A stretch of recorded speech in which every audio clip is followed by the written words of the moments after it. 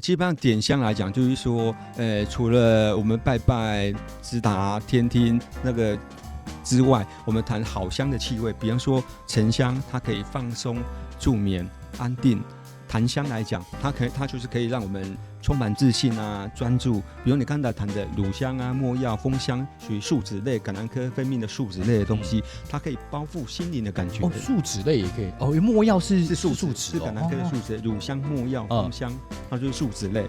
对，它就是有包。那个气味，我们闻到的气味，那感觉心里会有包覆的感觉，包覆安全感，对，安全感不会让你很放，